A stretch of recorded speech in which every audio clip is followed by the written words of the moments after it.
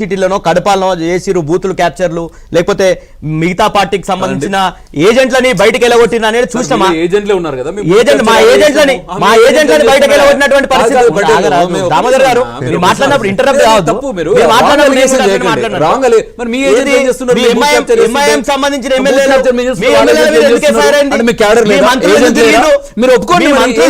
మీ మంత్రులు ఎందుకు తిరిగిర్రు? మా మంత్రులు ఎందుకు తిరిగిర్రు? మీరున్నప్పుడు మాజీ మాజీ మంత్రులు కూడా తిరగలేరు. అక్కడే మధ్యలో ఆయన ఉన్నారు కదా నాయుడు గారు. నిజంగానే వీళ్ళు ఆరోపిస్తున్నట్టుగా బీఆర్ఎస్ ఆరోపిస్తున్నట్టుగా బూత్ క్యాప్చరింగ్ ఇది జరిగిందా? ఏజెంట్ను బయటికి వెళ్ళగొట్టడం జరిగిందా? లేదా మీ దాంట్లో కూడా ఉన్నారులే అబ్బా వాళ్ళు. కేటీఆర్ గారు నా ఇంటర్వ్యూ చెప్పినాడు టీడీపీ వాళ్ళు మాకే ఓట్లు వేస్తారని. మరి అందుకని రామాయణం గురించి చెప్పడానికి ఒక షార్ట్ ఫామ్ ఉంది, కట్టే కొట్టే తెచ్చే. అదే విధానంగా నేను జూబ్లీ హిల్స్ లో జరిగిన ఎలక్షన్స్ గురించి వివరంగా చెప్తా. ఒకటేంటంటే ఓటర్ తరఫు నుంచి అయితే ఇది నాన్ సీరియస్ ఎలక్షన్, ఇది బైపోల్, దీంతో స్టేట్ మీద ఎఫెక్ట్ అయ్యేది లేదనేది వాళ్ళకి ఒకటి అర్థమైంది ఓటర్లకి. సెకండ్ ఏమైందంటే ఈ క్యాండిడేట్స్ మీద ఎంత బురద జల్లారంటే ప్రజలకి విసుకొచ్చేసింది. తర్వాత ఇది పార్టీలది కాకుండా కేవలం రేవంత్ రెడ్డి కేటీఆర్ మధ్యలో యుద్ధమే చూశారు కానీ పబ్లిక్. బీజేపీ వర్షన్ కూడా అదే ఇప్పుడు అది చూసారే కానీ వేరే ఏమి చూడలేదు. తర్వాత ఇవాళ కాంగ్రెస్ జూబ్లీ హిల్స్ గెలిచిందంటే 3 కారణాలు. చంద్రబాబు నాయుడు, అసదుద్దీన్ ఓవైసీ, గాంధీజీ. అదే చంద్రబాబు నాయుడు, అసదుద్దీన్ ఓవైసీ, గాంధీజీ, మహాత్మా గాంధీ. ఏంటంటే రూపాయి నోట్. ఎగ్జాక్ట్లీ చంద్రబాబు నాయుడు గారి ఓట్ బ్యాంక్ కాంగ్రెస్ కే పడింది, అసదుద్దీన్ ఓవైసీ ఓట్ బ్యాంక్ కూడా కాంగ్రెస్ కే పడింది.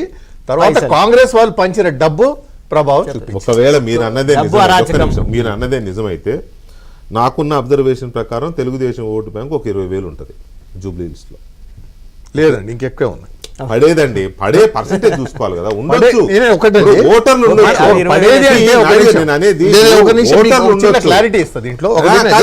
మీరు చెప్పండి కానీ ఓటర్లు ఉండొచ్చు. క్యాండిడేట్ ఉంటే ఎన్ని ఓట్లు పడతాయి, అది వేరు. క్యాండిడేట్ లేకుంటే పార్టీ తరఫున ఎన్ని ఓట్లు పడతాయని క్యాల్కులేట్ చేయాల్సింది.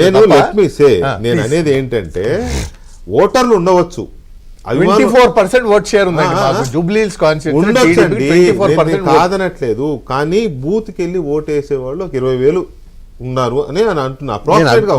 దానికి ఫర్దర్ క్లారిఫికేషన్. ఓకే, మీరు అన్నట్టు ఒక 20,000 మీది వేసుకున్నా, టీడీపీ వేసుకున్నా, ఎంఐఎం ఎంత ముస్లింస్ 120,000 కావచ్చు కానీ ఎంఐఎం ఓటు బ్యాంక్ ఎంత ఒక 50-60,000 ఉంటుందా?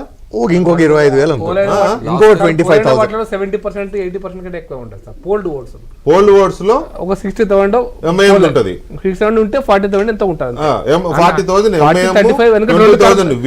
రెండు కార్పొరేటర్స్ కలిసి ఉన్నారు కాబట్టి అది రఫ్. అదే సార్, నేను అదే లెక్కేస్తాను. ఇప్పుడు ఆయన టీడీపీ ఓటు బ్యాంక్ ఎక్కువ ఉంటుంది అంటే కూడా కాంగ్రెస్ కి ఫేవర్ గా పడిన ఓట్లు చెప్తున్నా నేను. అది 20, ఇది ఒక 40 ప్రకాష్ రెడ్డి గారు చెప్పినట్టుగా. ఓకే, మరి 60,000 ఏది అక్కడ కనపట్లేదు. 60,000 లేకపోతే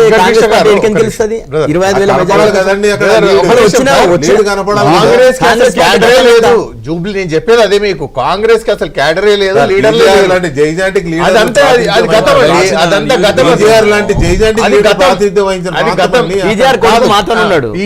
పీజీఆర్ వాళ్ళ అబ్బాయి ఏం సాధించగలిగాడు చెప్పండి? ఆ ఓట్ బ్యాంక్ ని ఆయన కన్సాలిడేట్ చేయగలిగాడా? లేదు. ఇప్పుడు ఆయన ఎటు వెళ్ళాడు? బీఆర్ఎస్ లోకి వెళ్ళాడు. మరి ఇంకెక్కడ ఉంది కాంగ్రెస్? ఇక్కడ జూబ్లీ క్యాడరే లేదు, ఓటర్లు కూడా క్యాండిడేట్లే లేదు. నాకు వచ్చిన డౌట్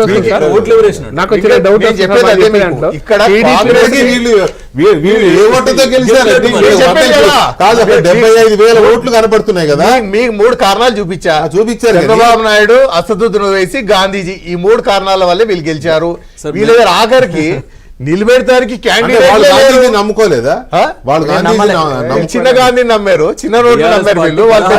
చెప్పండి, నాకున్న ఇన్ఫర్మేషన్ లేదా మీలాంటి వాళ్ళు చెప్పిన దీని ప్రకారం 2,000 నుంచి 2,500 వరకు కాంగ్రెస్ పార్టీ పంచింది ఓటర్లకు అనేది ఒక చర్చ ఉంది. మాత్రం 500 నుంచి 1,000 రూపాయలు పంచింది. బీఆర్ఎస్ పార్టీ 1000 రూపాయలు 1500 కొన్ని చోట్ల స్ట్రాంగ్ 500 నుంచి 1000 రూపాయలే పంచారు వాళ్ళు, దానికంటే ఎక్కువ పంచలేదు. బీఆర్ఎస్ ఎంత ప్రేమ మీకు అంటున్నా. ప్రేమ కాదు, ఇది ప్రేమ కాదు, ఒక్క నిమిషం ఇది గ్రౌండ్ రిపోర్ట్. పటేల్ ఒక్క నిమిషం. ఓపెన్ గా